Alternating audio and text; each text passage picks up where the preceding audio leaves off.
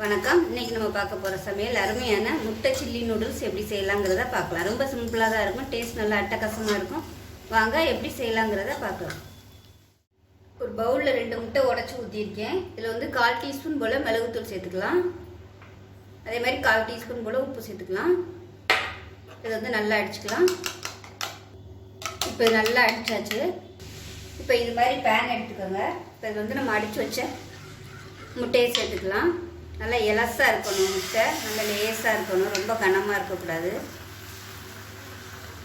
அதனால் கொஞ்சமாக ஊற்றிட்டு நல்லா அப்படியே ஸ்ப்ரெட் பண்ணி விட்டுருங்க. மீடியமான ஃப்ளேமில் இருக்கட்டும். இப்போ இந்த முட்டை நல்லா வெந்துருச்சு, எடுத்துடலாம். பாருங்கள், இந்த அளவுக்கு நல்லா லேஸாக இருக்கணும், அதே சமயம் பிஞ்சு போகக்கூடாது. இப்போ இதே மாதிரியே மிச்சம் இருக்கிறதையும் ஊற்றி நான்ஸ்டிக் பேனில் ஊற்றுனீங்கனாலும் இந்த மாதிரி சுற்றி வந்து டிஷ்யூ பேப்பர் வச்சு எண்ணெய் தடவிக்கோங்க. அப்போ தான் உங்களுக்கு வந்து முட்டை நல்லா எடுக்கிறதுக்கு வரும். அடுப்பு வந்து மீடியமாக இருக்கட்டும்.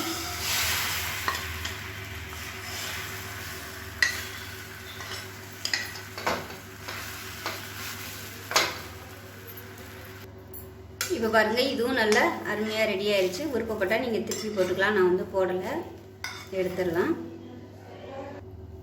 இப்போ அதை நம்ம நீளமாக நூடுல்ஸ் மாதிரி கட் பண்ணிக்கலாம். இப்போ பாருங்கள், கட் பண்ணியாச்சு. சூப்பராக வந்துருச்சு பாருங்கள், நூடுல்ஸ் மாதிரி. இப்போ அது தனியாக இருக்கட்டும். இப்போ பேன் எடுத்துக்கலாம். தேவையான அளவுக்கு எண்ணெய் சேர்த்துக்கலாம். எண்ணெய் சூடானதும் 1 டேபிள் ஸ்பூன் அளவுக்கு பொடியாக நறுக்குன பூண்டு சேர்த்துக்கலாம். பூண்டை சேர்த்துட்டு நல்லா வதக்கிக்கலாம். அடுப்பு வந்து நல்லா கொஞ்சம் மீடியமாக வச்சுக்கோங்க. லேசாக ப்ரௌன் கலரில் ஆனதும் வெங்காயம் வந்து இந்த மாதிரி சதுரமாக கட் பண்ணி வச்சுருக்கேன். 1 கைப்பிடி அளவுக்கு சேர்த்துக்கலாம். இந்த டிஷ்ஷுக்கு பார்த்திங்கன்னா இந்த மாதிரி வெங்காயம் போட்டால் தான் நல்லாயிருக்கும். ஒவ்வொரு சைஸாக நம்ம நறுக்கிறதுக்கும் ஒவ்வொரு டேஸ்ட்டு கொடுக்கும். வெங்காயம் லேசாக வதங்கிடுச்சு, ரொம்ப வதங்கணும்னு அவசியம் இல்லை. அதே மாதிரி 1 கைப்பிடி அளவுக்கு குடமிளகா சேர்த்துக்கலாம். அதுவும் இந்த மாதிரி சதுரமாக கட் பண்ணிக்கோங்க. இப்போ இதில் தேவையான அளவுக்கு மட்டும் உப்பு சேர்த்துக்கலாம். நான் வந்து ஒரு 2 சிட்டிகை அளவுக்கு உப்பு சேர்த்துருக்கேன். இப்போ வந்து சாஸ் எல்லாம் சேர்த்துடலாம். Soya sauce 1/2 table spoon, red chilli sauce 1/2 table spoon, tomato ketchup 1 table spoon. இப்போ இது எல்லாத்தையும் நல்லா மிக்ஸ் பண்ணிக்கலாம். இப்போ இதில் ஒரு 1/4 டேபிள் ஸ்பூன் கார்ன்ஃப்ளவர் எடுத்திருக்கேன். இப்போ இதில் 1 டேபிள் ஸ்பூன் அளவுக்கு மட்டும் தண்ணி ஊற்றி நல்லா கரைச்சிருக்கேன். இது வந்து அப்படியே இதில் சேர்த்துக்கலாம். இது வந்து நல்ல ஒரு திக்னஸ் கொடுக்கும். நம்ம முட்டை போட்டு பரட்டும் போது நல்லா கோட்டிங் ஆகும்.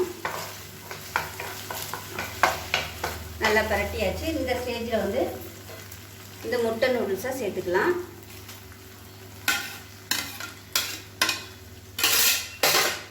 சேர்த்து விட்டுட்டு நல்லா பரட்டி விட்டுக்கலாம். அவ்வளோதான்.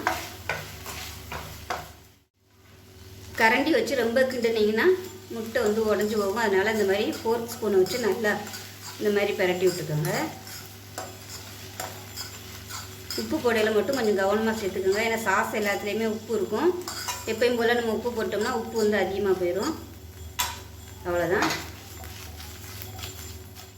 நல்லா கிளறியாச்சு. இப்போ அதில் வந்து கொத்தமல்லி இலை சேர்த்துக்கலாம். இதுக்கு பதிலாக நீங்கள் ஸ்ப்ரிங் ஆனியன் இருந்தால் சேர்த்துக்கோங்க. நான் வந்து எனக்கு கிடைக்காதனால கொத்தமல்லி இலை சேர்த்துருக்கேன்.